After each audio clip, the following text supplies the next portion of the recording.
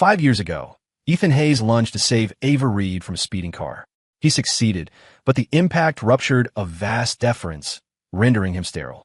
Yet Ava, unfazed, insisted on marrying him. In the years that followed, Ethan poured every ounce of his love into her. When she mentioned she liked roses, he bought a plot of land and cultivated a field for her, planting every variety she adored by hand. At charity auctions, if she so much as glanced at an item, he'd run up the bid just to win it for her, no matter the cost. To repay his devotion, Ava had a tradition. Every anniversary, she would dive in the ocean herself to find a unique seashell on which she would engrave their initials. This was their 5th anniversary. For such shells sat on Ethan's nightstand. It all shattered when a business rival leaked a story that went viral on X. Ethan learned that Ava had another man, and that she was more than 3 months pregnant. That night, Ava knelt before him, begging for forgiveness. She claimed she'd been drunk, had mistaken someone else for him. She slapped her own face again and again, her words choked by sobs. Ethan, you have to believe me. I'll get rid of it. I swear, I won't let this baby be born. Swallowing his agony, Ethan forgave her. I've been seeing a specialist, he told her, his voice tight. He says there's still a chance for me to recover. Ava, trust me. We'll have our own child. She collapsed into his arms, weeping. I trust you. I'll be with you through all of it. Soon after, she announced a work trip to London. It stretched into 6 months. On the day of their 5th anniversary, Ava promised she'd fly back, saying she'd already booked a suite at the Drake Hotel. He rushed to the hotel, but what he saw stopped his heart. In the private dining room next to their suite, Ava was surrounded by her parents and a crowd of their closest friends, all raising their glasses in a toast. The most glaring detail, the one that burned itself into his memory, was the infant cradled in Ava's arms. A cold dread washed over him. As Ethan moved to confront them, he overheard their conversation through the partially opened door. Leo, I know it's been hard on you these last few days, Ava was saying, her voice soft. You've been taking care of the baby all by yourself. Don't worry, I won't let you down. It's okay, Ava. I get it, a young man's voice replied. He wrapped an arm around her, pressing a tender kiss to her forehead. Mister, Hayes has done so much for you. You don't want to upset him. I understand. Ava, it's getting late. Another woman, one of her bridesmaids, chimed in. Your husband is probably here by now. Shouldn't we get going? Yeah, we don't want him to find out, another friend added. The baby's only a month old. We've worked so hard to keep this a secret for you. Don't let it slip now. Ethan scanned the faces in a room, each one familiar, each one smiling. Ava's friends, the people he'd welcomed into his home, they were all in on it. He pressed a hand to his mouth, his face draining of all color. What's there to be afraid of? Ava's mother scoffed, holding the baby. He can't get my daughter a child. Now that I finally have a grandson, if he dares to cause any trouble, I'll make him pay. She then turned to Ava, her voice a conspiratorial whisper. This baby is a Reed, and Leo has agreed the baby will take our name. He can't be separated from his mother forever. Ava, you need to figure something out. Bring Leo back to the house to live with you. Just tell Ethan he's your cousin. That story that went viral never showed Leo's face. Ethan won't know who he is. Ava nodded. I know, Mom. The baby's here now. There's nothing Ethan can do about it. The cold, detached look in her eyes sent a chill through Ethan's veins. He couldn't believe it. The woman who had loved him for 5 years had been deceiving him all along. Even her parents, her friends, everyone he thought was on his side. They were all part of the lie. Everyone knew. Everyone but him. Oh, Ava, don't forget this, the man Leo said, pulling a seashell from his pocket. It's your 5th anniversary. You have to give him shell, same as always. It's fake, but you have to keep up the act.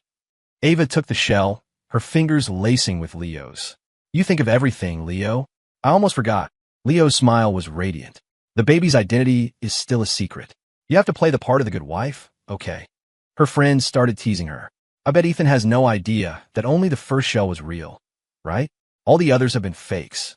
And he thinks you're so devoted, diving into the ocean for him every year. Ava, you're a genius. Another friend laughed. A $5 shell instead of a real anniversary gift. That's brilliant. I'm taking notes.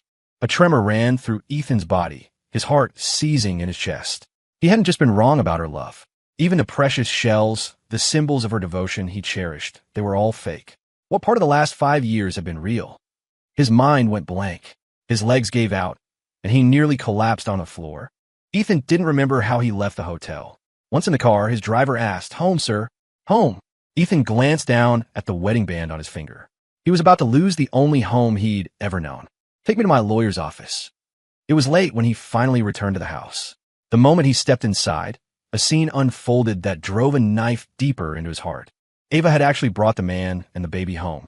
She was holding the infant, her face alight with joy. "Leo, he just smiled," she cried out. "See? The baby loves being with his mom. Ava, can we just stay together? Please." "Yes," she whispered. The way they stood together, they looked like a family. A perfect family. Ethan stood frozen in the doorway, the air stolen from his lungs. "Sir, you're back," the housekeeper said, breaking the spell. Ava jumped, quickly handing the baby to Leo and putting distance between them. "Ethan, where have you been? It's our anniversary. Why weren't you at the hotel?" Seeing the panic in her eyes, Ethan was too heartbroken to speak. He had been there. He had seen everything. "Ethan, I want you to meet my cousin, Leo Vance," she said, her voice strained. "His wife passed away recently, leaving him with their newborn. My parents asked me to help out, so I brought them here." Leo turned his handsome face toward Ethan and offered a polite smile. "You must be Ethan. It's nice to meet you. I'm Leo, Ava's cousin." Watching their performance, Ethan felt a wave of exhaustion.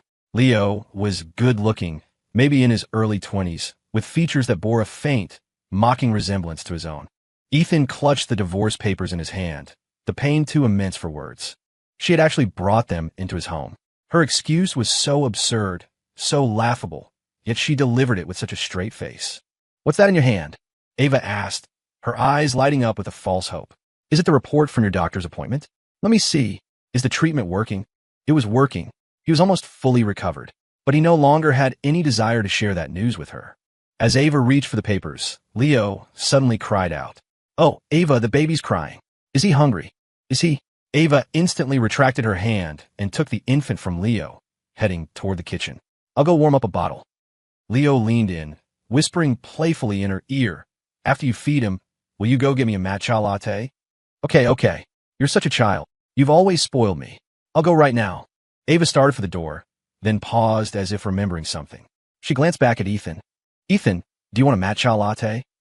He watched her, a bitter tremor on his lips. "I'm allergic to matcha." Ava froze, a flicker of confusion in her eyes before she recovered. "Oh, I'm sorry, Ethan, I forgot. I'll be right back. Oh, and here." She pressed the cheap seashell into his hand. "This is your anniversary present. I was late to the hotel because I had to dive for this. It was really hard work." Ethan looked down at the shoddy trinket. How had he ever believed they were real? "Ava," he asked, his voice deceptively calm, "is your cousin's baby just a month old?" He managed to smile. "That's quite a coincidence. If you hadn't miscarried, our baby would be a month old now, too." Panic flared in her eyes. She grabbed his hand, her voice earnest. "Ethan, what are you thinking?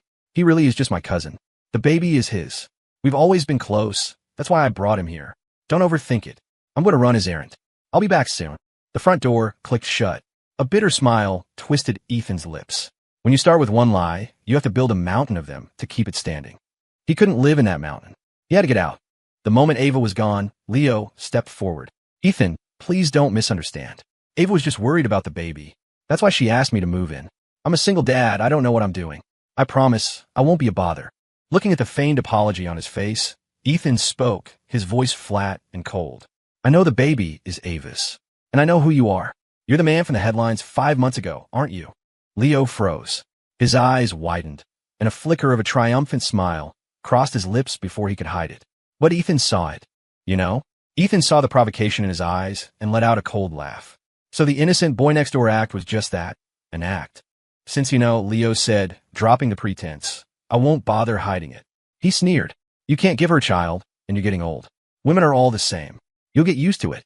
You probably don't know, but Ava says she loves how I am in bed. Because you're like a corpse. You don't know how to please her." The words were a physical blow. Ethan's wedding vows echoed in his mind. "I, Ava Reed, swear to love only Ethan Hayes for the rest of my life. Whether he can have children with me or not, I will love only him. I will never betray him." It had only been 5 years. Her act had only lasted 5 years. "Fine," Ethan said, his voice hollow. "In that case, I'll get out of your way. Here are the divorce papers." Just as he was about to hand them over, Leo suddenly dropped to his knees, clutching at Ethan's legs. "Ethan, please, I'm begging you, don't kick me out. I'll just stay until the baby's first birthday. I promise I'll leave then." Tears streamed down his face. Before Ethan could react, the front door opened. Ava was back. Seeing Leo on the floor, her face hardened. She rushed over, and pulled him to his feet. What are you doing on the floor with the baby?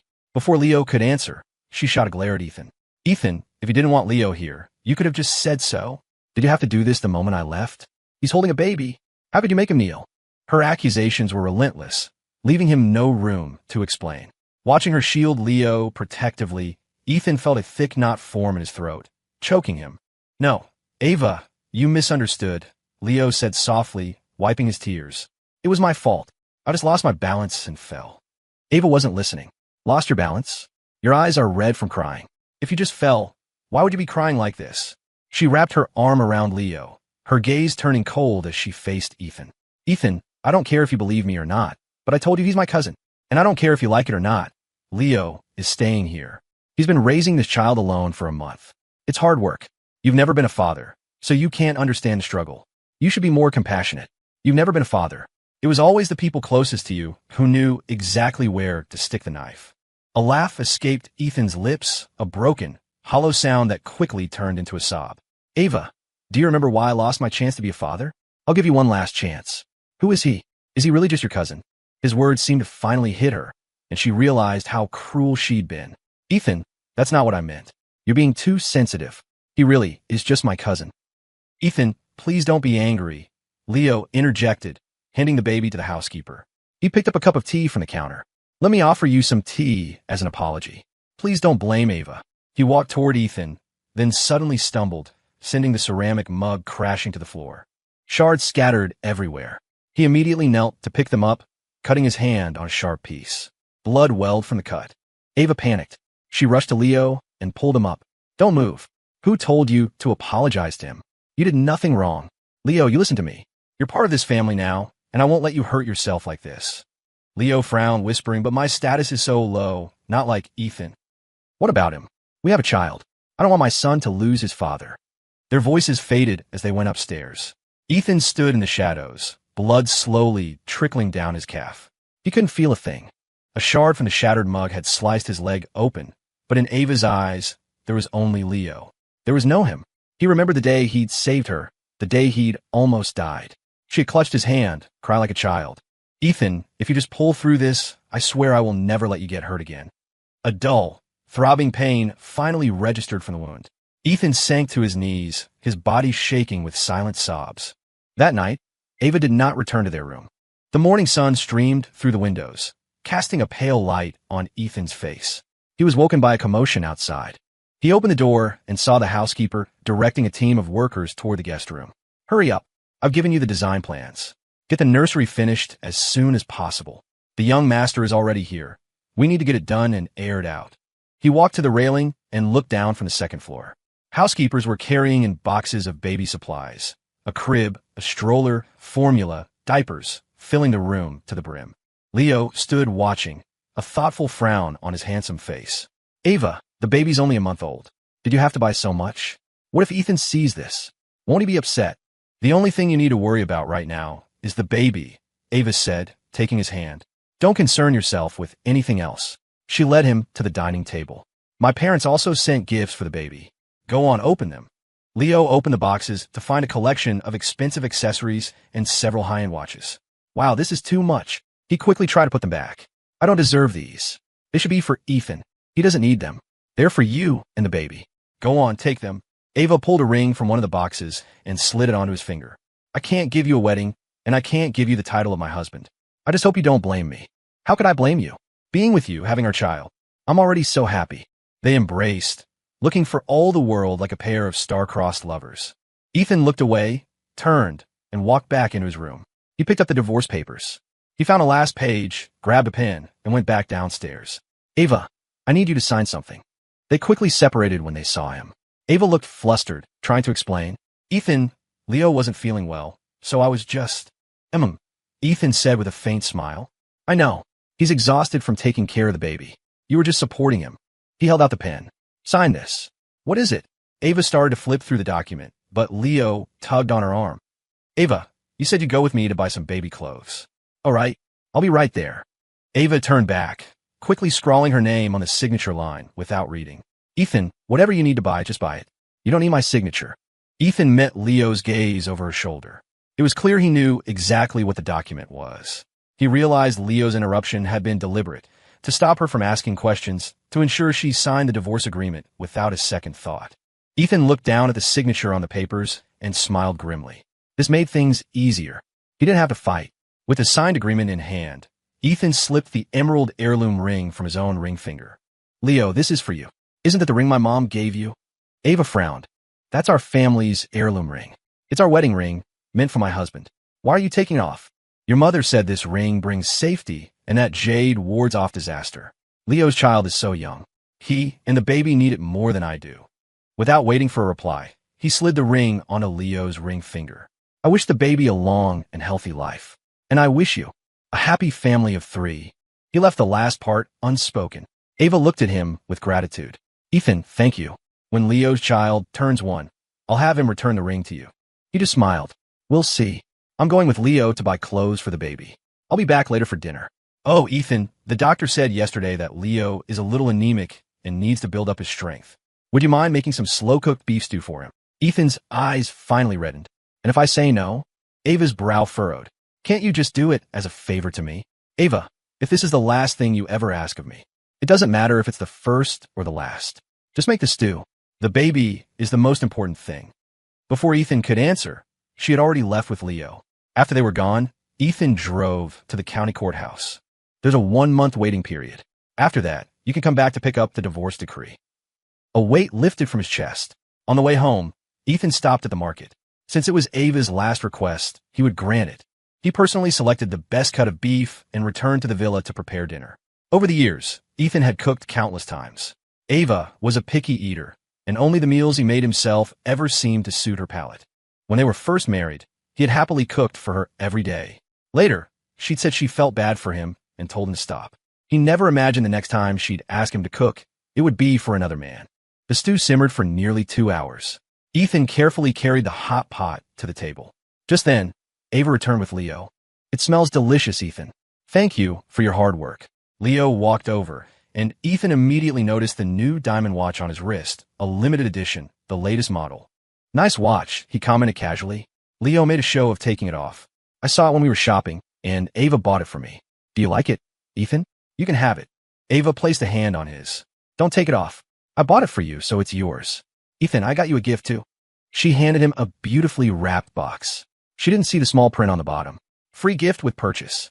Ethan felt his heart being sliced into 1,000 pieces.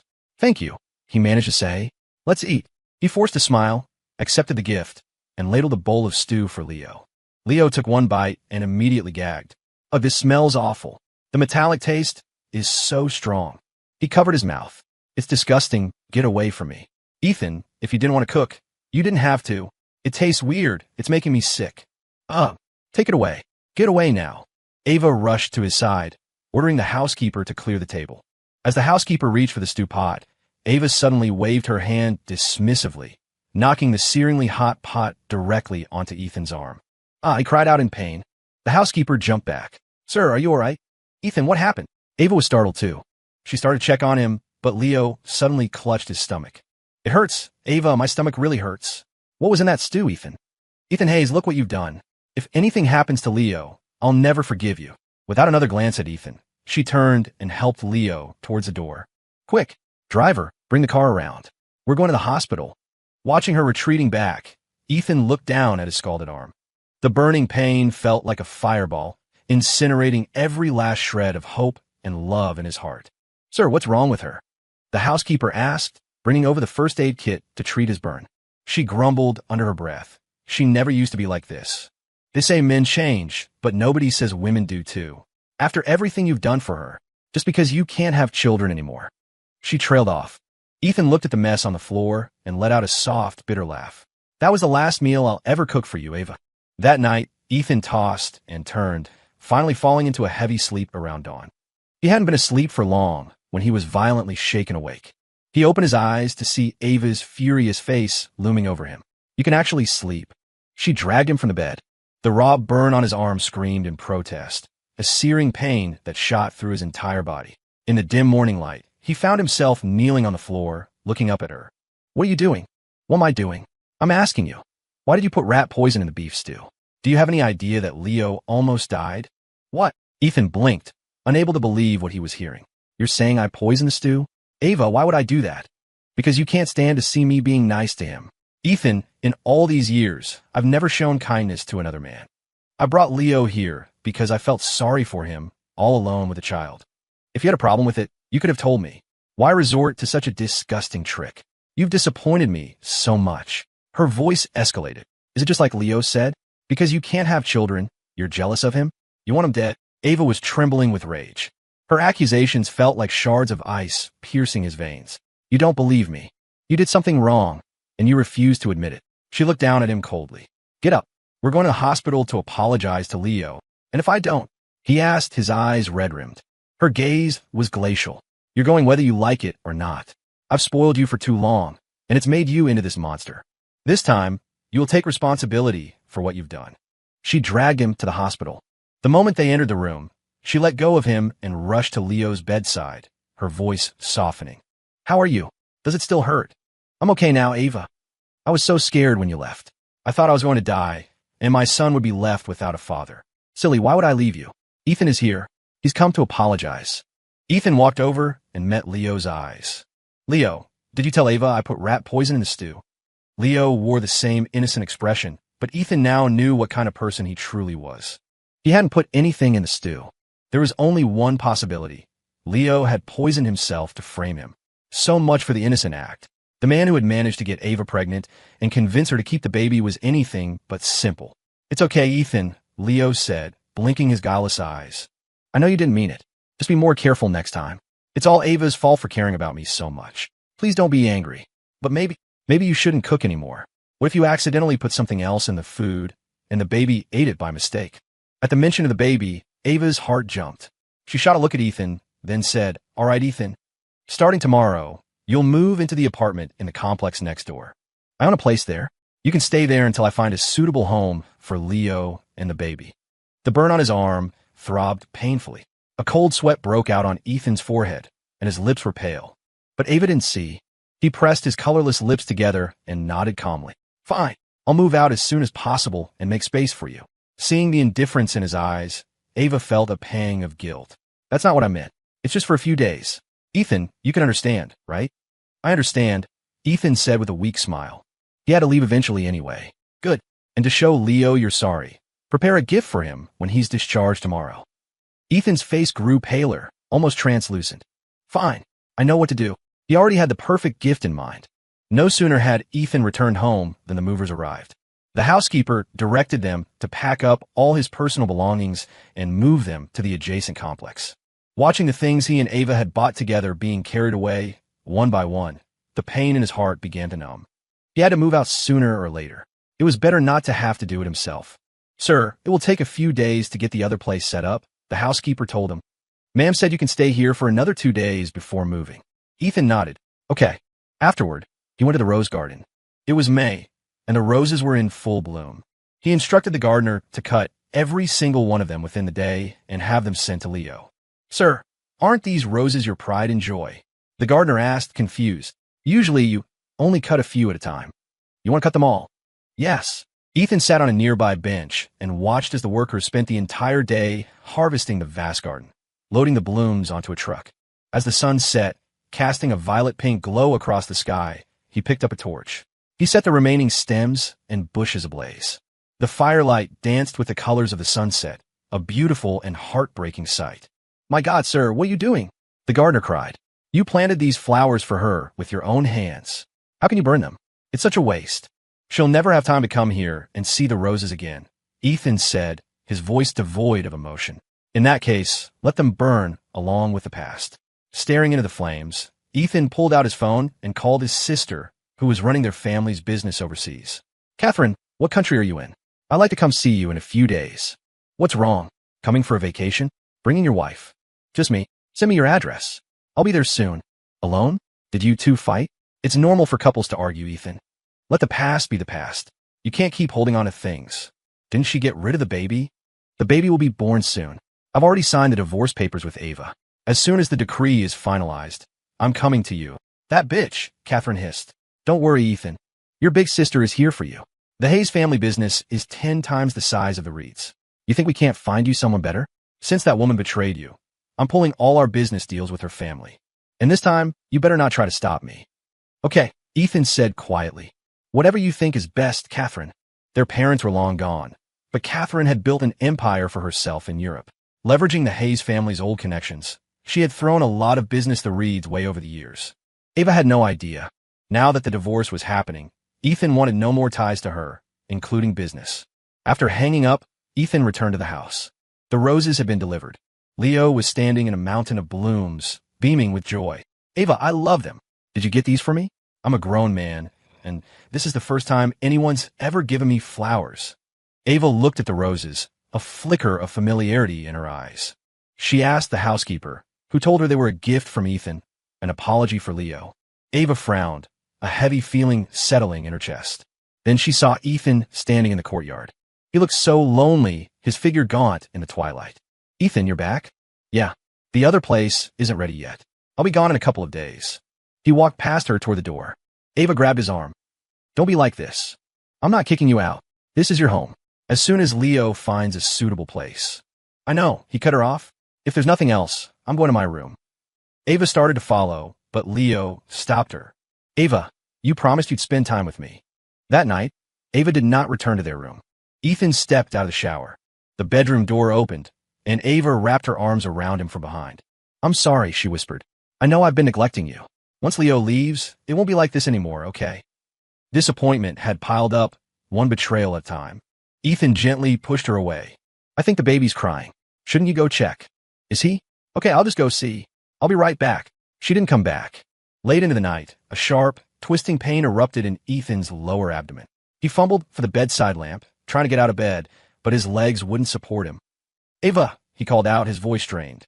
Ava, it hurts. He yelled her name with all his strength, but there was no response. He finally managed to grab his phone and dialed her number. Hello? Ethan, what do you want? It was Leo's voice on the other end. I'm sorry. Ava was telling me and the baby a story all night.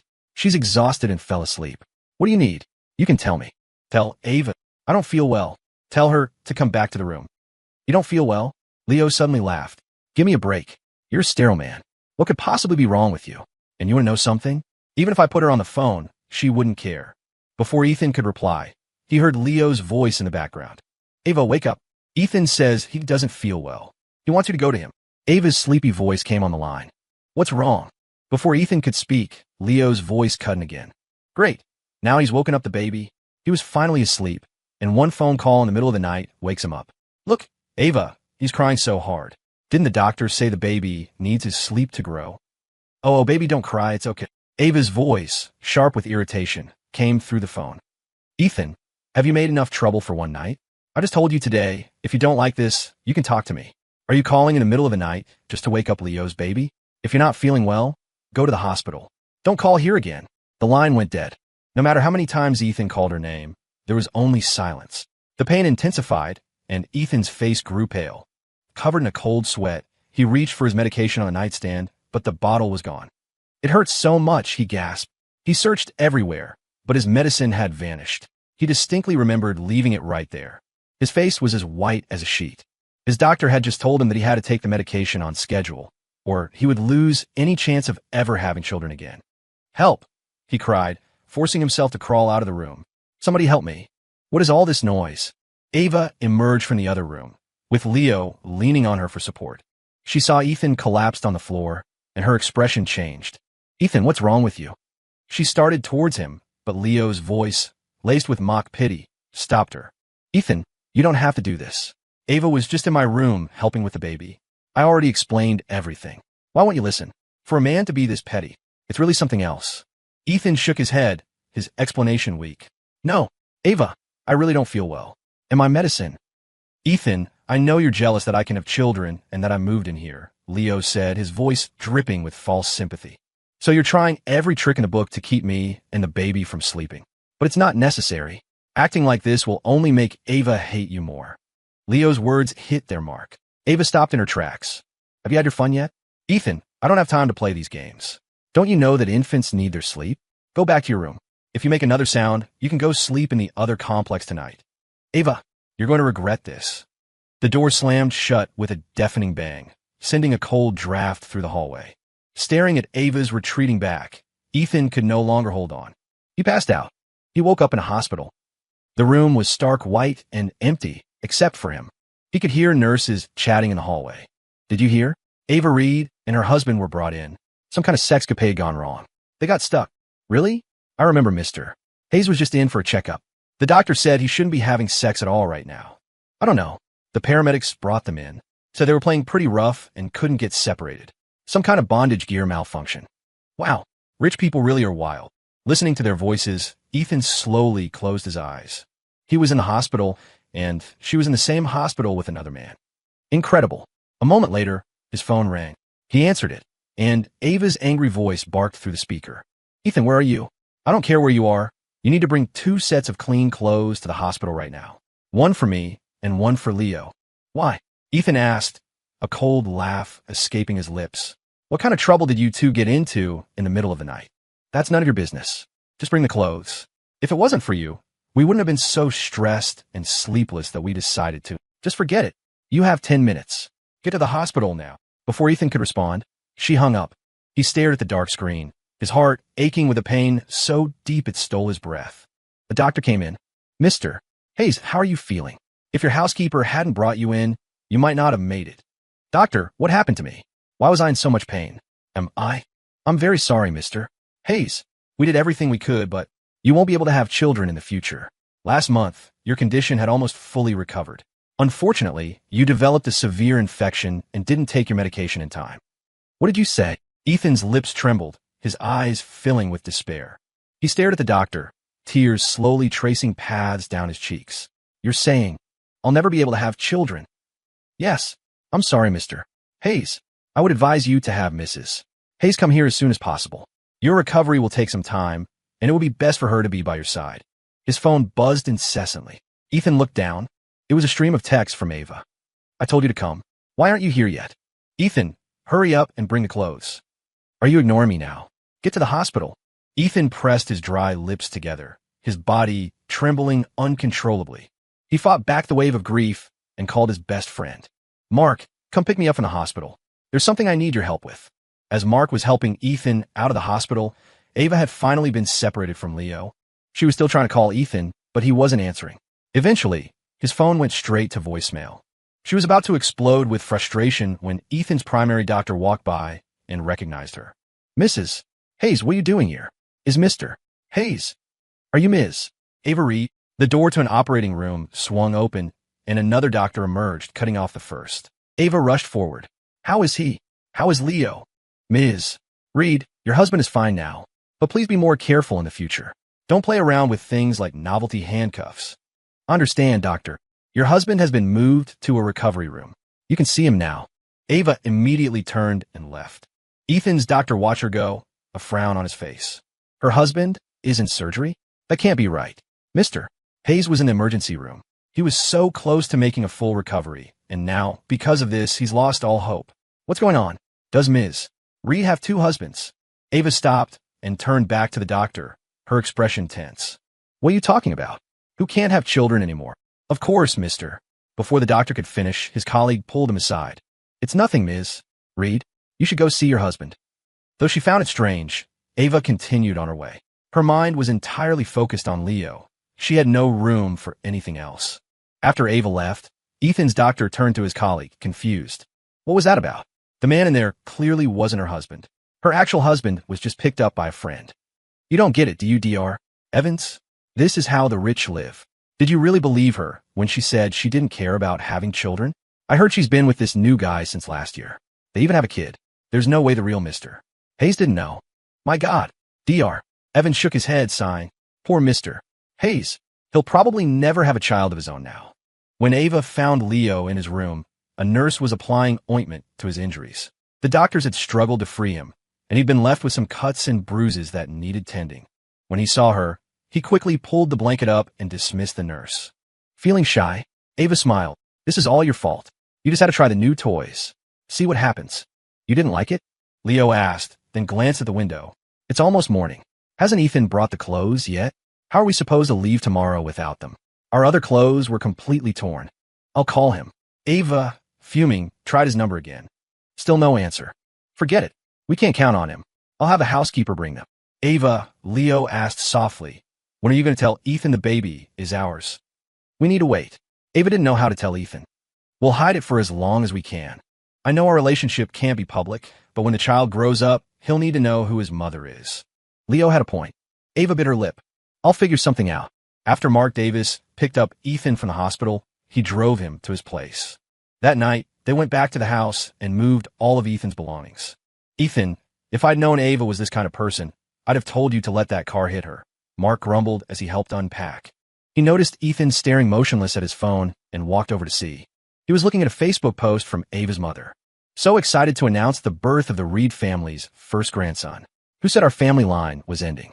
Leo is truly a blessing. The post was accompanied by a picture of the 1-month-old baby. It had only been up for 15 minutes, but it was already flooded with likes and comments. Congratulations. The Reed family has an heir. Ava is amazing. A boy for her firstborn. That Leo kid is something else. He really gave the Reeds a beautiful baby boy. Glad I gave him a nice gift last Christmas. The comments were mostly from Ava's relatives and friends. From what they were saying, it was clear the entire family knew about Leo and about the baby. For a whole year, he was the only one kept in the dark. He had actually believed her 6-month absence was a business trip. They have no shame, Mark said, snatching the phone from Ethan's hand. To post that so publicly, do they have any respect for you at all? You're in this state, and she doesn't even care. She's too busy with that asshole. He was furious. Ethan, just say the word, and I'll burn them both to the ground. Ethan looked up, his face pale. Mark, book me a flight to Geneva. My sister is waiting for me. You're leaving? Mark's voice softened. So soon? Don't you need to rest for a few days? There's something I need you to do for me. Ethan turned to him.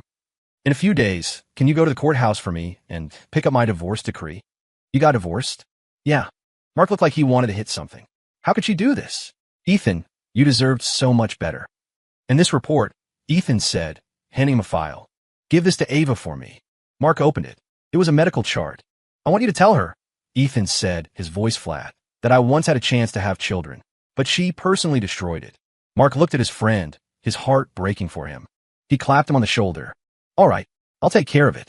Ethan, when you get to Switzerland, take care of yourself. And please, don't ever fall for a toxic woman again. As for kids, it's not the end of the world. I hear men without kids stay young and handsome forever. Let Ava live with her regret. Mark was efficient. He quickly booked a flight to Geneva for 3 days later. On the day Ethan left for the airport, a light rain was falling. Before going inside, he checked his phone one last time. In 3 days, Ava hadn't tried to contact him once. He let out a bitter laugh. She was probably too absorbed in the joy of her new baby to bother with him. It didn't matter anymore. He no longer cared. Ethan opened his messaging app and blocked Ava's number. Then he popped the SIM card out of his phone, snapped it in half, and tossed it into a nearby trash can. Mark stood beside him, his heart aching. Call me when you get there. And don't worry, I'll handle everything you asked for. The moment I get the divorce decree, I'll mail it to you. Thanks, Mark. Ethan smiled faintly. Goodbye. He looked up at the rain-streaked sky. It had been raining just like this the day Ava proposed to him. She had knelt on one knee in front of everyone and asked him to marry her. He had asked her again and again, Ava, are you sure? I might never be able to give you children. Are you sure you want to marry me? She had nodded, her gaze unwavering. I'm sure. I don't care about having children. I only want you. Fine, he had told her. But if you ever betray me, I will disappear from your life forever. This time, he was really disappearing. Goodbye, Ava. I wish your family of 3 a lifetime of happiness. The moment Ethan's plane took off, Leo was discharged from the hospital. Ava had been by his side the entire time, not even going home once. One day, she was scrolling through her phone and saw her mother's Facebook post. Her mother happened to be visiting at that moment, holding the baby. Ava was furious. Mom, you need to delete that post right now. What if Ethan sees it? So what if he sees it? I wanted to know this child isn't some random baby. He's a Reed. The baby is born. What do you do about it now? Divorce you? Her mother sneered. He can't have kids himself, so he's not going to let you have them with someone else? For some reason, looking at the baby, Ava didn't feel happy. Her heart was in turmoil. Mom, don't say that. It's my fault that Ethan can't have children. And that's why I let him marry you. The position of my son-in-law will always be his. Isn't that enough? Her mother paused. Speaking of which, where is Ethan? He must have seen my post by now. Hasn't he come to the hospital to see you? I don't know. His phone is off. Ava's expression was grim. There was no joy in her eyes. She was more worried about Ethan now. She wondered what he would think when he saw the post, whether he would ever forgive her. As much as she wanted a child, she did care about Ethan's feelings. He had given up so much for her.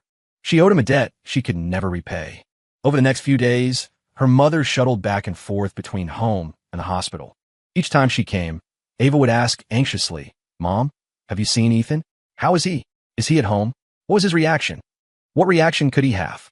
The man has to accept reality. "Don't worry, he's at home waiting for you. He's not going anywhere." Her mother's constant reassurances that Ethan was at home eventually put Ava at ease. Today was the day Leo was discharged. On the way from the hospital, she had the driver stop so she could buy some roasted chestnuts. Leo thought they were for him and reached out with a smile. "Ava, how did you know I love roasted chestnuts?" Ava set the bag aside, her voice soft. "They're not for you. They're for Ethan.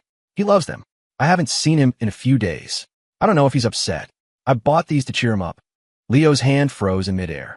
He slowly pulled it back, a flicker of hatred in his eyes. "Oh, I see. Well, Ethan does know about the baby now. I suppose he needs some cheering up." The car pulled up to the house. Without a second thought for the baby or Leo, Ava grabbed the chestnuts and ran inside. "Ethan, I'm home." She called out his name, but there was no answer. "Ethan." She ran upstairs. His room was empty. The silence in the house was deafening. Ava's heart began to race. "Ma'am, you're back?" The housekeeper came out of the nursery. "We found a nanny. The young master will be well taken care of." "Where is he? Where is Ethan?" "My mother said he was here waiting for me." "Sir?" The housekeeper shook her head. "No, ma'am. He hasn't been home in 3 days. We thought he was at the hospital with you." "What did you say?" The bag of chestnuts slipped from Ava's hand, scattering across the floor. Her fingers trembled, her lips pressed into a thin line. It took her a moment to process the information. "I know. He must be waiting for me at the apartment next door. I'll go check."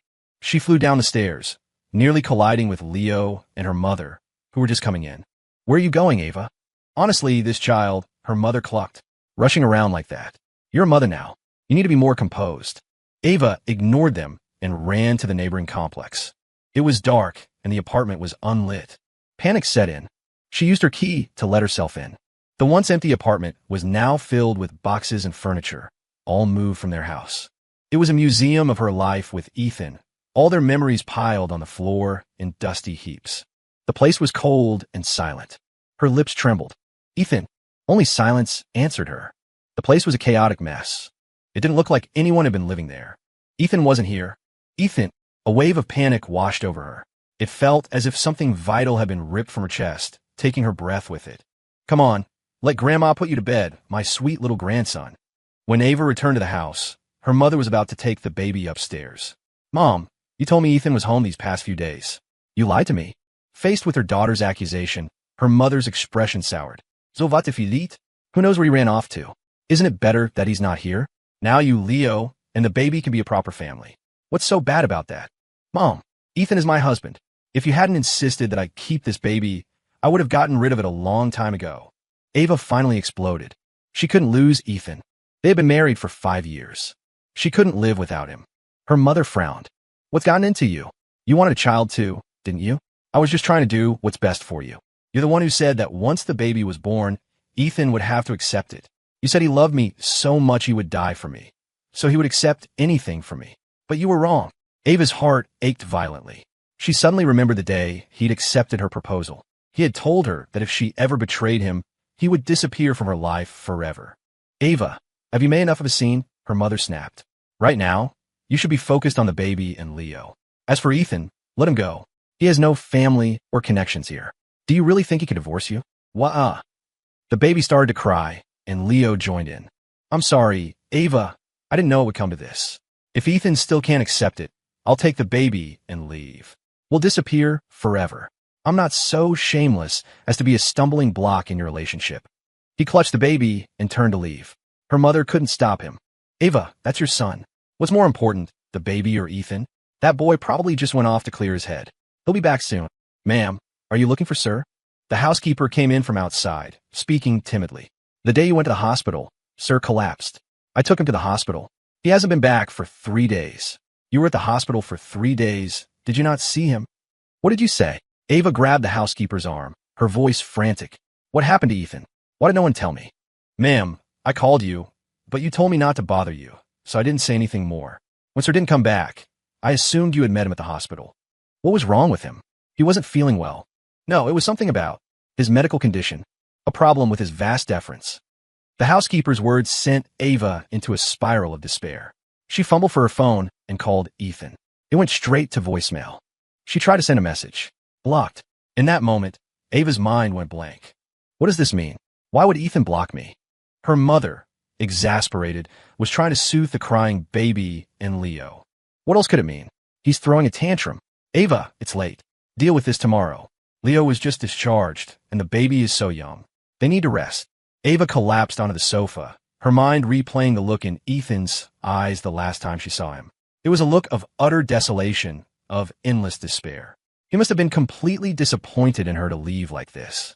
She thought of the rose garden. Maybe he went there. That was always his sanctuary when he was upset. Ava sat in the living room all night, convinced Ethan would come back. He never did. Leo came downstairs. Ava, it's so late. Come back to the room with me. Please? The baby and I. We need you. Isn't the housekeeper here? Ava pulled her arm from his grasp, her voice sharp with irritation. But you're the baby's mother. Leo pressed his muscular chest against her. Come back to bed with me, please. I'm still sore. Can you help me? He took her hand, but before he could guide it further, Ava stood up, her face a mask of disgust. Enough. You just recovered. You should be resting. If you're that uncomfortable, you and the baby can go back to the hospital tomorrow. They'll take care of you there. What? Leo looked wounded, tears welling in his eyes. You want me and the baby to go to the hospital? Ava, don't you want us anymore? The sound of his whining grated on her nerves. She didn't even have the energy to comfort him. She turned and walked toward the study. I have work to do tonight. You go to sleep. Don't wait up for me. Watching her go, Leo bit his lip. Damn you, Ethan Hayes. I refuse to believe she's still hung up on an old man like you. The position of Mr. Ree will be mine. And all that money. It will all be mine. Ethan's flight to Geneva was 10 hours long. When he landed, his sister, Catherine, was already waiting for him at the arrival gate. Ethan, seeing his pale face, Catherine rushed over. You look terrible. What happened? Catherine, I'm so tired. I just want to rest. Seeing his sister, the physical and emotional pain finally became too much to bear. His eyes welled up. Catherine put an arm around him. It's okay. I'm here now. You're staying in Switzerland with me. I won't let anyone hurt you again. Catherine, I can never have children now, but I was so close to being cured. Ethan lifted his tear-streaked face. Catherine looked as if she'd been struck by lightning. What do you mean you were almost cured? I thought your condition was permanent. What happened? Her expression hardened. It was that bitch Ava, wasn't it? You were so close, and she did this to you. Ethan, don't worry. Your sister won't let her get away with it. Catherine immediately took out her phone. Cancel all of Hayes Industries' joint ventures with the Reed Group in the States, effective immediately. And tell everyone in our network that anyone who does business with the Reeds in the future is an enemy of the Hayes family. We will treat them accordingly. After hanging up, she took off her coat and draped it over Ethan's shoulders. There, Ethan. I'm taking you home. Switzerland is beautiful.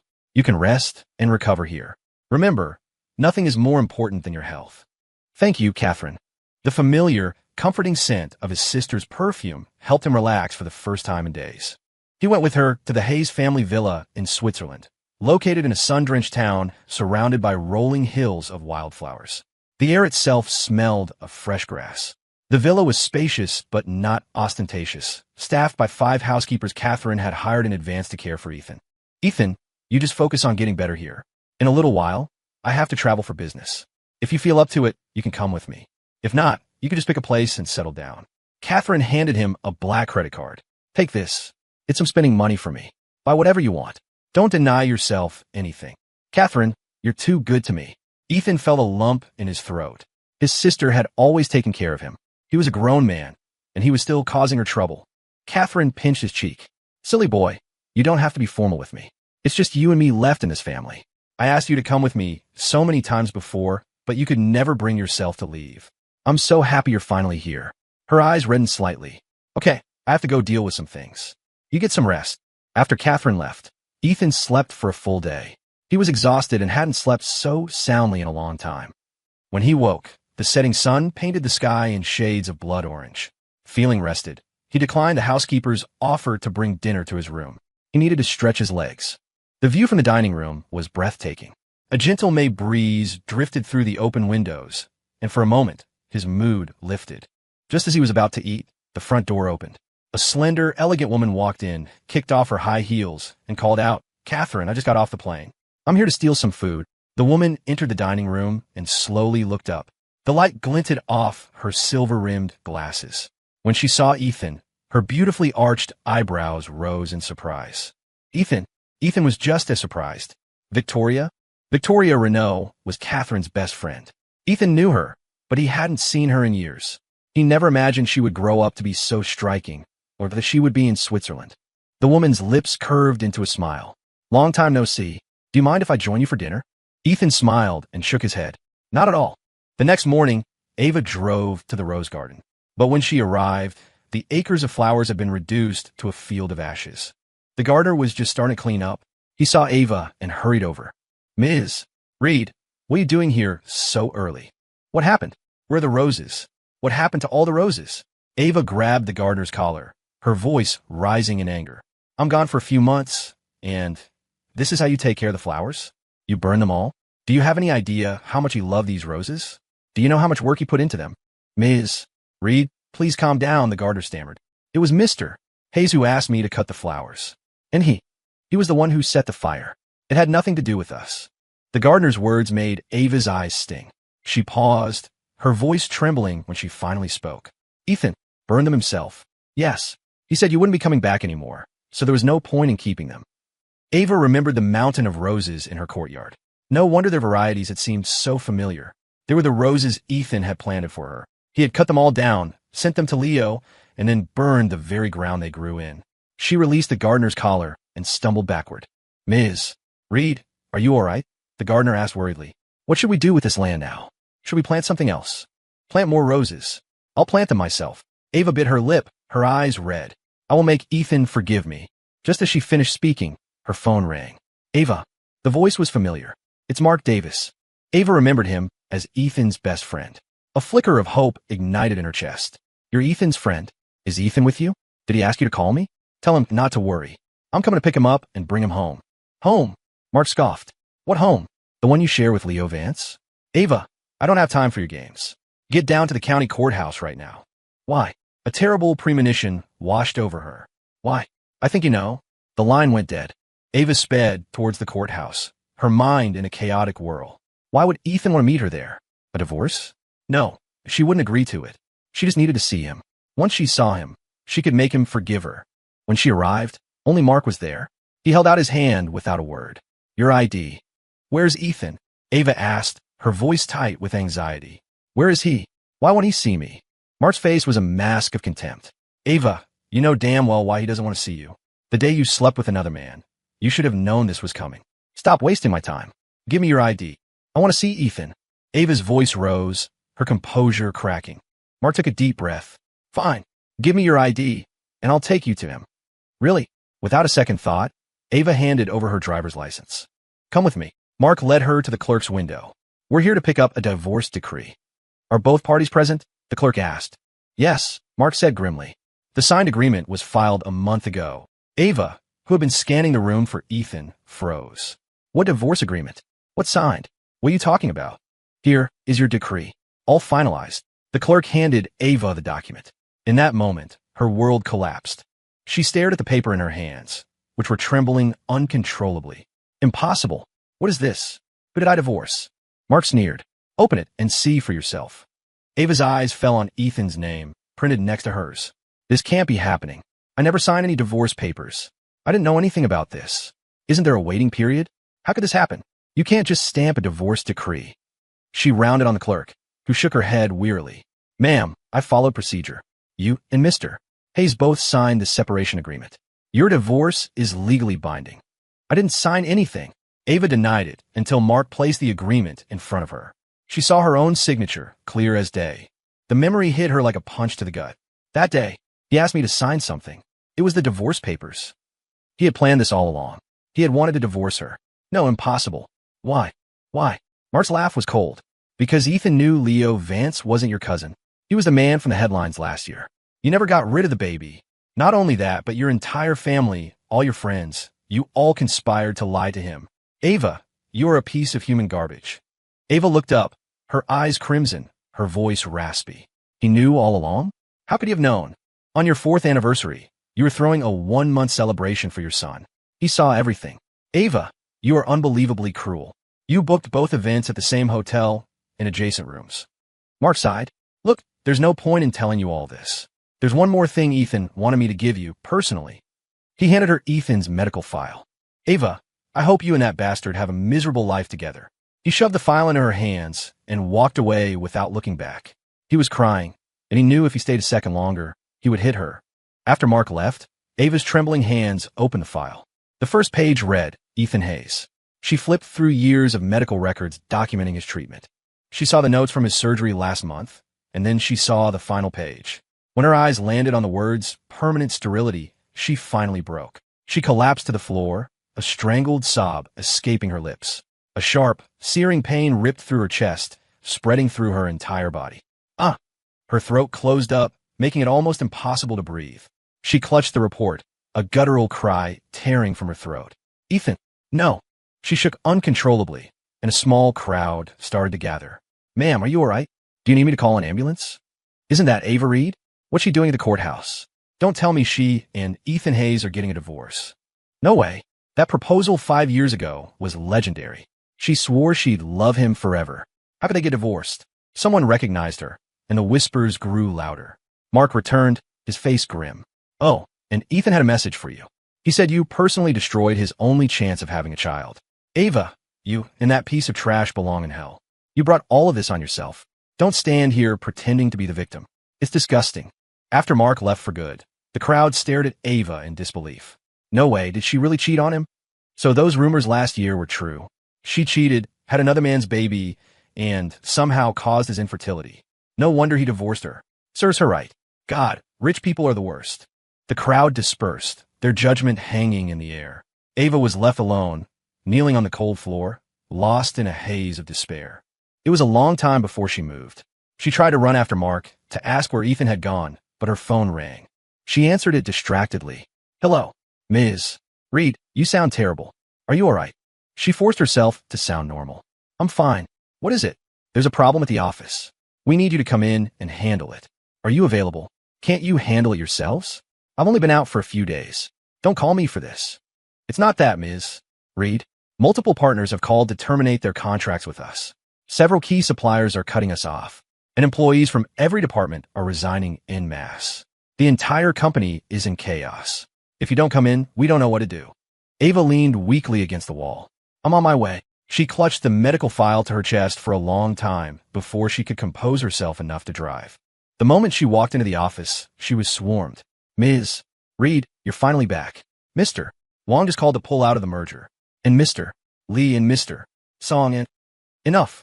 Call a meeting. Ava convened an emergency board meeting. The moment she sat down, a barrage of problems came at her from all sides. After several hours, someone finally got to the heart of the matter.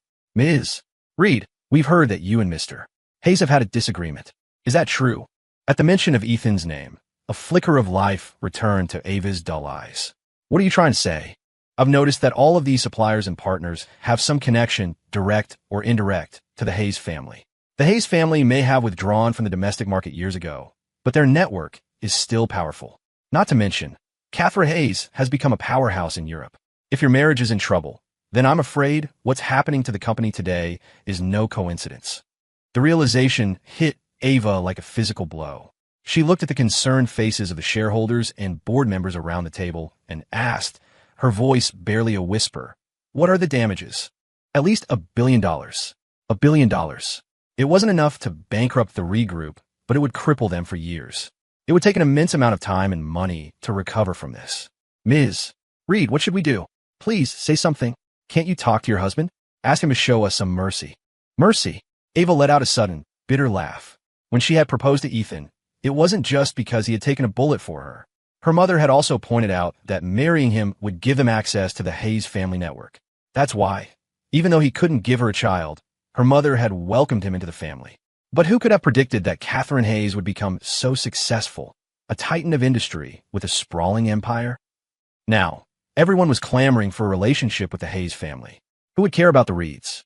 And besides, she didn't even know where Ethan was. How could she ask him for anything? Ava leaned back in her leather chair, pinching the bridge of her nose.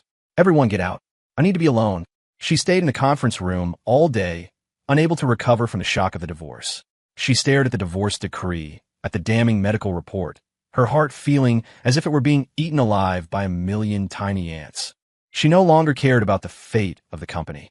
All she wanted was to know where Ethan was. All she wanted was for him to come back. As if things weren't bad enough, her mother called to say the baby was suddenly sick and had been taken to the hospital. Ava didn't want to deal with it, but her mother's frantic crying on the phone wore her down. She drove to the hospital. A doctor was examining the baby. It's nothing serious. His bilirubin levels are high. It's likely ABO incompatibility. You just need some phototherapy. The doctor's simple explanation raised a red flag for Ava. Doctor, are you sure? I'm type AB, and Leo is type B. How could our child have ABO incompatibility? Hearing this, Leo, who was standing nearby, panicked. Ava, you must have misremembered. I'm type O. Ava's mother chimed in. Ava, don't hold up the baby's treatment. It's normal to get blood types mixed up. Her mother whisked the baby away, and Leo quickly followed. When he glanced back, he saw Ava still standing in the same spot, motionless. He knew the jig was up. While her mother was with the baby, Leo slipped into a corner and made a call. Ms. Renault, Ava seems to have figured out the baby isn't hers. What should I do now? You've done what I asked you to do. The money has been transferred to your account. The baby's mother is waiting for you in Omaha. You can go. Okay. Thank you, Ms. Renault. Hanging up, Leo excitedly pushed the door open, only to find Ava standing right outside. His phone almost slipped from his grasp. Ava, what are you doing here? You scared me to death. Ava's expression was dark. She advanced on him, her voice chillingly low. Tell me, is that child mine? Leo backed away, flustered. Of course, he's yours, Ava. You gave birth to him. Whose else could he be? You're still lying to me. Ava threw a stack of papers in his face. It was his medical file from a previous checkup. All your blood tests show that you are type B. Leo was stunned, but still tried to argue. Maybe the hospital made a mistake. Blood types can get mixed up easily. Ava, don't overthink this. Once might be a mistake, but this many times? All of them wrong? Leo, tell me the truth. Is this the child I gave birth to? Ava's voice rose to a furious pitch. She grabbed him by the throat. Leo choked, unable to breathe. Cough. Ava, calm down, I can't breathe. What's going on? Her mother returned and was horrified by the scene. Daughter, are you crazy? What are you doing to Leo? Mom, Leo is type B. Ava released him and looked at her mother. What does blood type matter? Ava's voice was hollow. A type AB mother and a type B father cannot have a type O child. There's only one explanation. That baby is not mine. The words struck her mother like a bolt of lightning. She stared in disbelief at Ava and Leo. Don't scare me, daughter. That's my grandson. I've already ordered a DNA test. We'll have the results soon. Her mother looked like she was about to faint. She rounded on Leo, her voice sharp. Tell me, is that child my daughter's? Leo knew he couldn't hide it any longer. They were in a hospital. They couldn't do anything to him. No, the baby isn't Ava's. He's mine, with another woman. What did you say? He's not a Reed, his mother shrieked, slapping Leo hard across the face. Then where's Ava's baby? What happened to the baby she gave birth to? Leo's cheek stung. He held his reddened face and looked at Ava. Ava, your baby was stillborn. He was dead the day he was born. I didn't want to hurt you, so I passed off my own son as yours. I never thought you'd find out so quickly. If you can't accept it, I'll take him and leave right now. We'll disappear from your lives forever. Dead. Tears streamed down Ava's face. You're telling me my baby was already dead? Leo, why did you lie to me? She struck him again and again. You made me divorce Ethan. You made me lose my real child. And now you think you could just walk away? What? Ava, you and Ethan got divorced. Her mother was shocked. You have to tell me, Ava. Ava handed her mother the divorce decree. Her mother's face went white. How could this happen? Ethan actually divorced you? He loved you so much. How could he agree to this? The Reed group still needs the Hayes family's connections. Yeah, so you really did get divorced, Leo sneered. Ava, you brought all of this on yourself. If you had just gotten rid of the baby back then, you wouldn't be in this mess today. He pushed past them and headed for the door. Don't try to stop me. From now on, your family's problems have nothing to do with me. You've destroyed my family, and you think you can just leave? Ava's voice was ice. As she spoke, Leo felt a sharp pain in his shoulder and crumpled to the ground, unconscious. Daughter, what are you doing? Her mother was terrified. Don't do anything crazy. Don't break the law. He wanted to be my husband, didn't he? I'll grant his wish. Ava's face hardened, a murderous glint in her eyes. From this day on, lock him in the villa. He is not to leave the property without my permission. And since he wanted his son to be the young master of the Reed family, I'll grant that wish too. The child will stay at the Reed estate. I will make sure he and his son never see each other again. Seeing the look in Ava's eyes, her mother grew worried. Ava, why are you doing this? Ethan isn't the only man in the world. You're divorced. Find someone else. You can have children with another man. No, I don't want anyone but Ethan. Mom, I might not be able to come to the office for a few days. I'll need you and Dad to handle things. What happened at the company? After Ava explained, her mother burst into tears. What have we done to deserve this? My grandson is gone, and now the company is gone. Ava, you have to get Ethan back. I know, Mom. I will. After watching Leo being dragged away, Ava left the hospital. She called everyone she knew who was friends with Ethan, but no one knew where he was. Mark had blocked her too. As a last resort, she thought of Catherine. Catherine was Ethan's only family. She had to know where he was. Ethan's days in Switzerland were peaceful. After his health improved, his daily routine consisted of tending to the garden, taking walks around town, and occasionally exploring the local shops. Catherine's work was demanding and kept her traveling, so she was often gone for days at a time. Victoria, however, became a regular visitor. She came over almost every day to have dinner and chat with Ethan. Are you planning to settle down in Switzerland, Ethan? Victoria asked at the dinner table, looking up at him. Ethan met her gaze. I like it here. I'm thinking about it. Have you thought about what you want to do? She asked with a slight smile. I remember you studied interior design in college. Have you ever considered getting a job in that field? You remember that? Ethan was surprised. He couldn't believe she remembered his college major. When he was applying to colleges, Victoria was already a senior, about to graduate. She only came to their house occasionally, and Ethan had always found her a bit aloof, cold, and serious. Catherine often told him to stay away from her, saying she had a bad temper. But now, she seemed much warmer. I remember everything about you, Ethan. For some reason, hearing her call him Ethan in her soft voice made him feel a strange warmth. It was a first. I've never worked in the field. I don't know if I'd be any good. Ethan looked down at his plate, but Victoria placed a piece of braised rib in his bowl. I bought the house next door. It hasn't been renovated yet. If you want to give it a try, you can use my place as a practice run. You bought the house next door? Ethan was shocked. Just a few days ago, Catherine had told him on the phone that Victoria was just here for a short vacation and would be leaving soon. But it had been almost 2 weeks, and she showed no signs of leaving. Now she had bought a house. What? Are you not happy to have me as a neighbor? The woman looked at him, a gentle, unreadable expression in her eyes. Ethan's heart skipped a beat. He shook his head. No, that's not it. It's your decision to buy a house. It has nothing to do with me. Why would I be unhappy?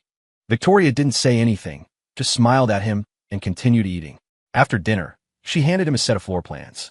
Take your time with the design. I'm not in a hurry. Design the kind of house you like. I'll love whatever you do. When she spoke, her lips were always curved in a charming smile. Ethan took the blueprints, trying to calm his racing heart. Okay, I'll see what I can do. As she was leaving, a light rain began to fall. Take an umbrella. It's raining, he said, handing her a floral print umbrella. Victoria took it and stepped outside. But she didn't leave right away. She stood under a street lamp, lit a cigarette, and smoked in silence. Her phone rang. It was Catherine. Victoria Renault, you little devil. Did you really buy a house in Switzerland? Catherine's voice was sharp. Don't tell me you actually have feelings for my brother. I told you, he just got divorced. He's not ready for another relationship. Don't scare him. Victoria's lips curved into a faint smile. You think I'll scare him? Don't think I don't know you. You may be a woman, but you're cunning and domineering. My brother is a gentle soul. He's not for you. I'm hanging up. Victoria ended the call and tilted the umbrella back to look at the man sitting by the window. He was holding a pen, studying the floor plans with a frown. The sight took her back years to the first time she ever saw him. It was the summer he turned 18. He had been sitting just as quietly at a stone table in their garden, filling out his college applications. A breeze had rustled his hair. She had walked past with Catherine, who had casually introduced him. My little brother, Ethan. The boy had looked up, his eyes meeting hers for a fleeting moment. Hello. That one look felt like a lifetime. But by the time she returned from her studies abroad, he was already married. If she hadn't discovered Ava's affair, she probably would have never bothered him again. She pulled her gaze away and dialed another number. How are Ava and that man? Ava is on a plane, most likely heading to Switzerland to find Mr. Hayes. Leo Vance has been locked up by her. Is that so? The woman raised an eyebrow, a cold glint in her eyes.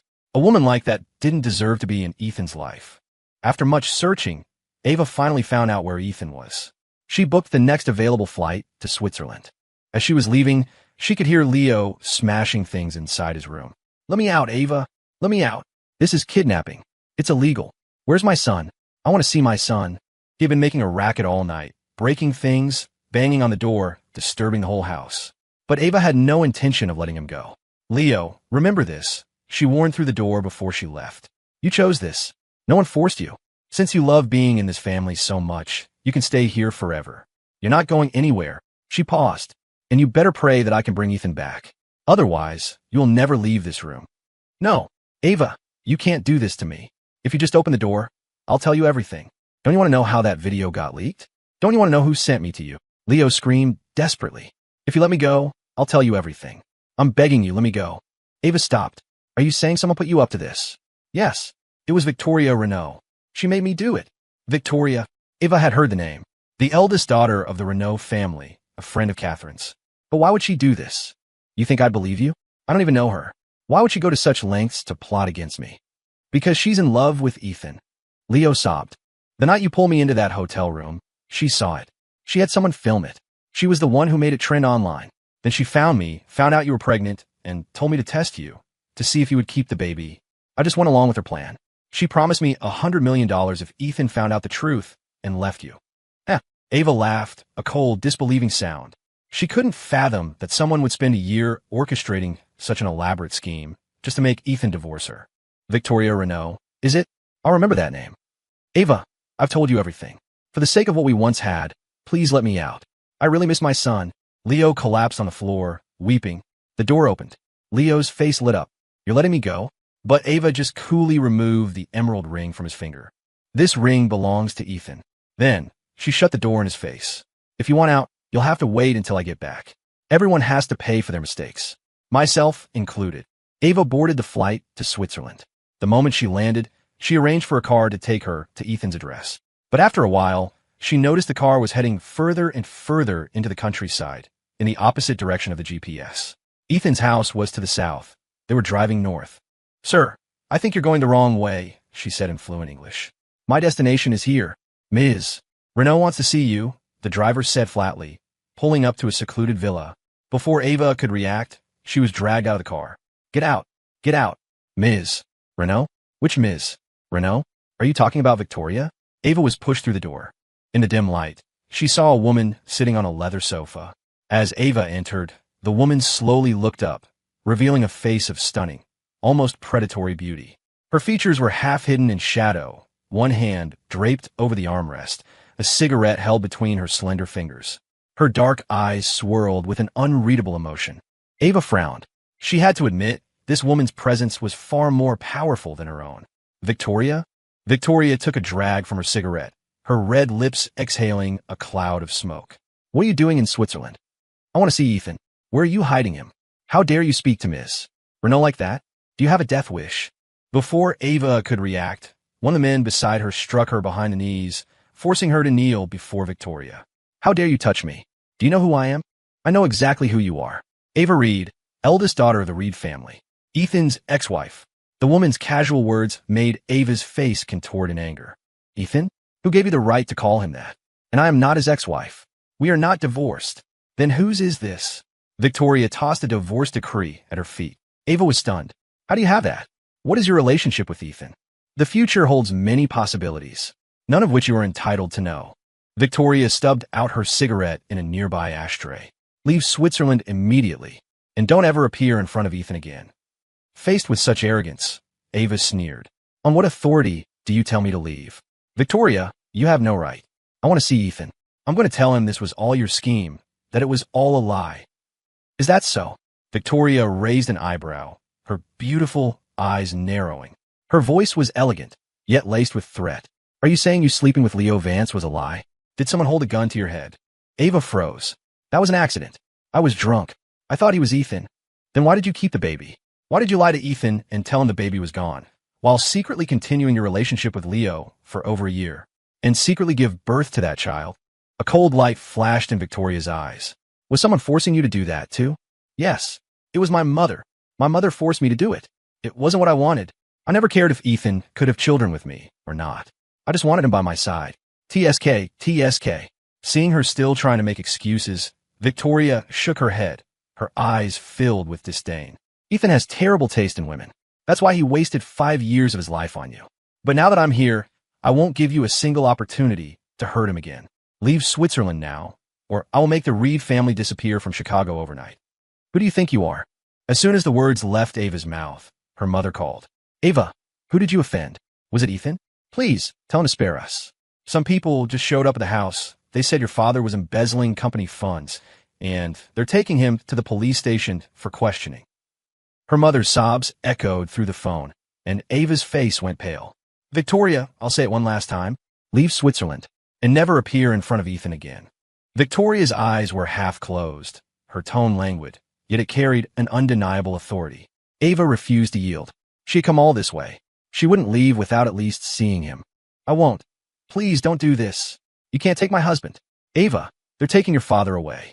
Do something. Her mother's desperate cries made Ava's face tighten with anguish. Victoria, if you have a problem, take it out on me. Don't hurt my parents. The offer remains the same. Leave Switzerland.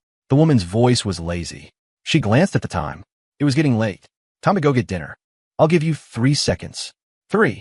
Her mother screamed on the other end of the line. Don't take him. His health is poor. He can't go to jail. Ava, you have to do something. What's wrong? Honey, don't scare me. If you die, I'll die too. 1. I'll go. Ava looked up, her eyes filled with despair. I promise you, I'll leave Switzerland. I will never appear in front of Ethan again. Please let my father go. Good. That's better. Victoria stood up and glanced at the woman kneeling on the floor. You two, get her out of here. Ava pulled the heirloom ring from her pocket. Wait, can you give this to Ethan? Victoria looked down at the ring in her hand, a faint smile playing on her lips. Why should I do that for you? Consider it compensation. It's my family's heirloom. Ethan did so much for me, and I only ever hurt him. This ring is valuable. He can give it away or do whatever he wants with it. It's the least I can do. Victoria laughed. Keep the ring. Ethan will have something much better. With that, she turned and left. As Victoria's figure disappeared, Ava's hand tightened around the ring, her face a mask of regret. Let's go, Ms. Reed. Don't dawdle. Please, can you just let me see Ethan from a distance? Just from far away. I swear I won't let him see me. Ava pleaded with the men, but one of them shoved her hard.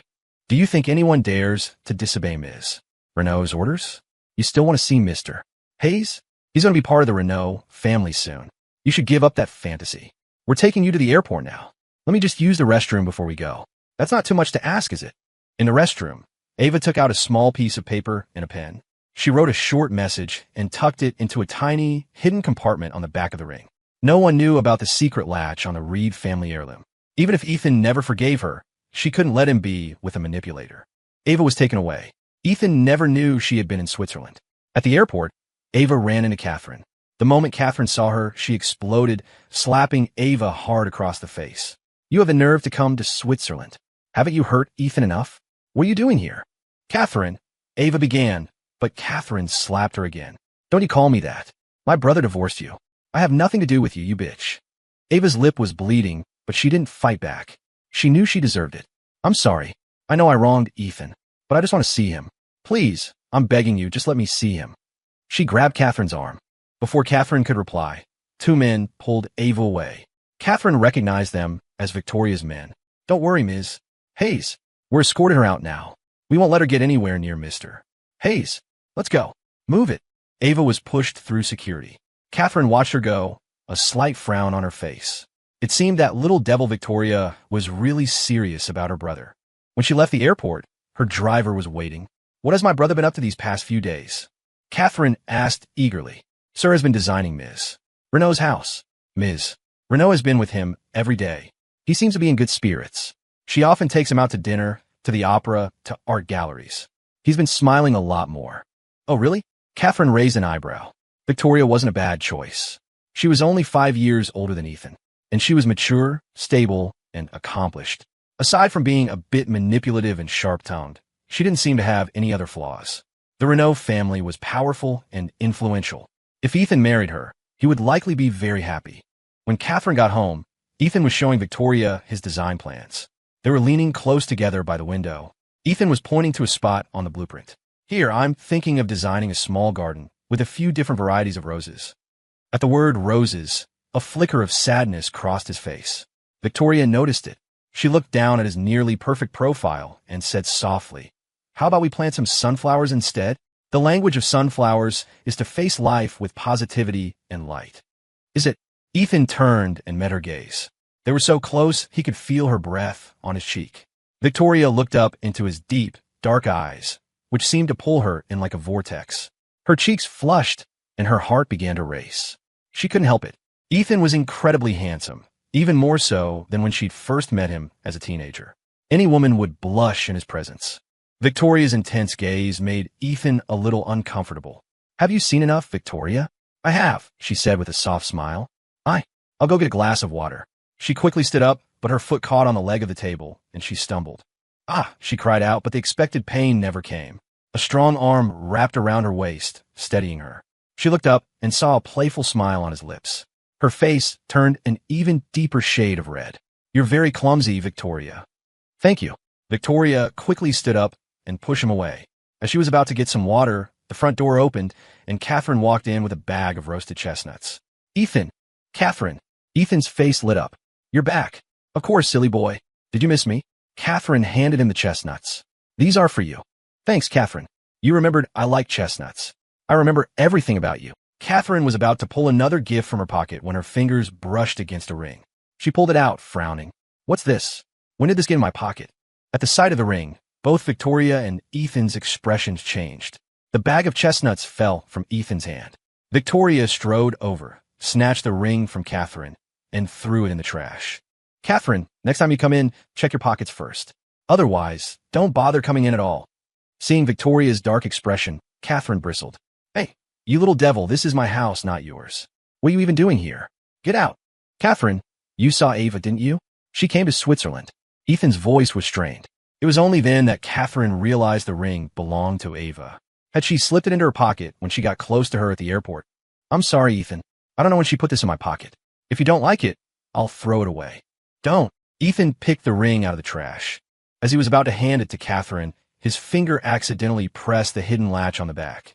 A tiny, folded piece of paper fell out. On it was a single line of text. "I know Victoria's secret. Ethan, I don't want you to be deceived.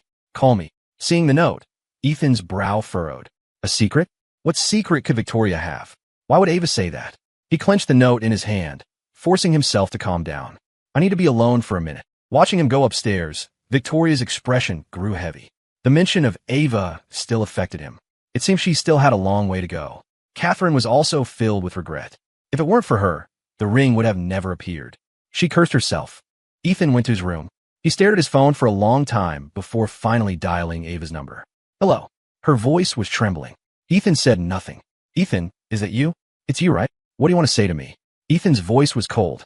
Her heart ached at his tone. "Ethan, I want to see you." "That's not possible. If you have nothing else to say, I'm hanging up." "No, wait, listen to me," Ava said quickly. "Victoria is a liar. She orchestrated everything. She was the one who secretly filmed me and Leo and had it leaked online. After I got pregnant, I was going to get rid of the baby, but she sent Leo to me. That's why I kept him. She's in love with you, so she's willing to do anything to get you. She's been trying to destroy our relationship all along. Please don't be fooled by her, Ethan."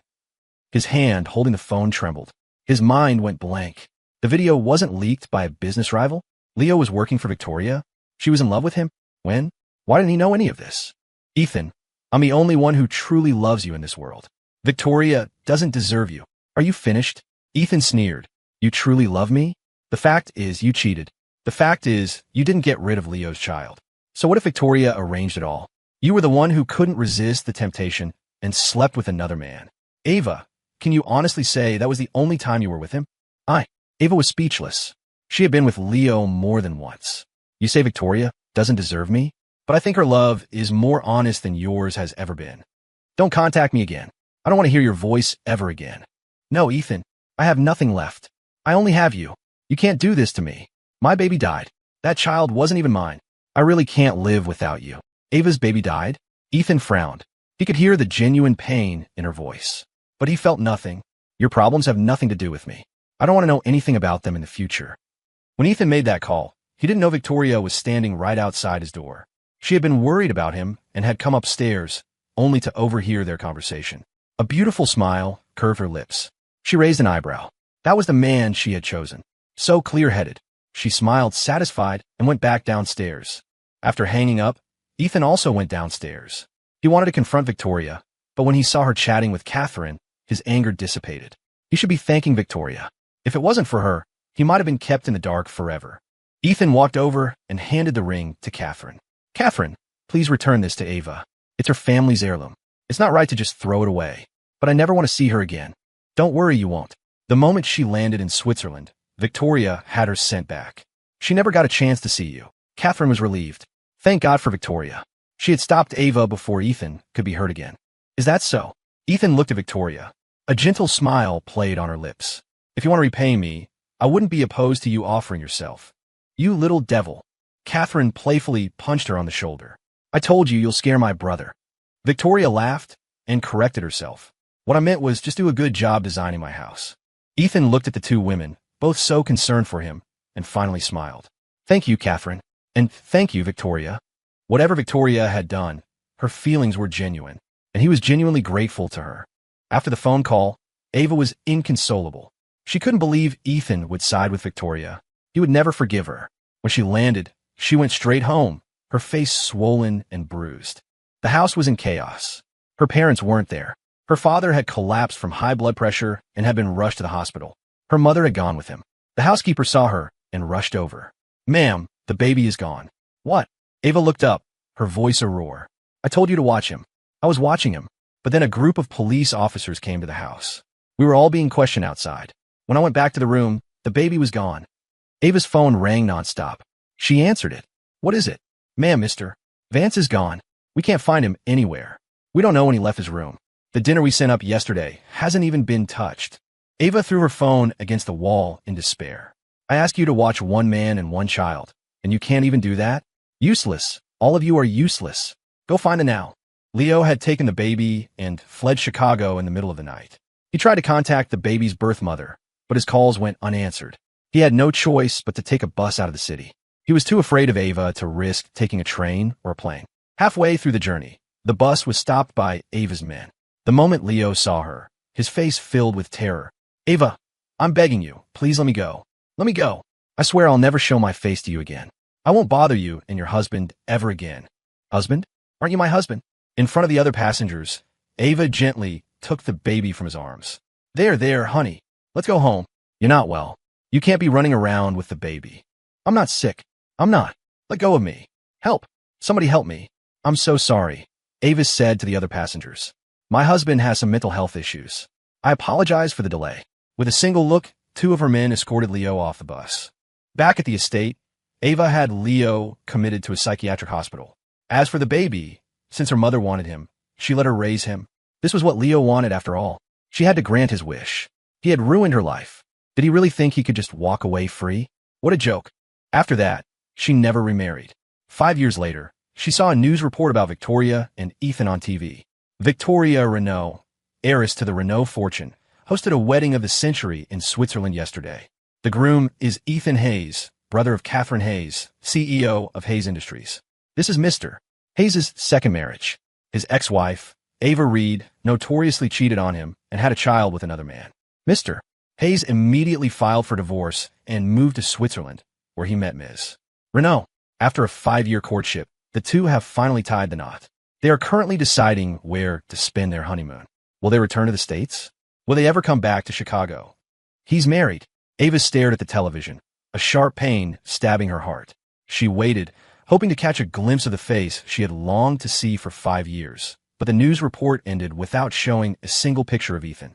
A honeymoon, right? Ethan might come back to the States for his honeymoon. I have to wait for him. Ava waited for a long time, but he never came. She never knew that Ethan and Victoria traveled the world and that they did return to the States. But Victoria protected him so well that Ava never even knew he had been back. The day Ethan finally left Chicago for good, his plane flew over a vast field of flowers. It was planted with the same white roses he had once grown for Ava. But he no longer liked white roses. He preferred sunflowers now.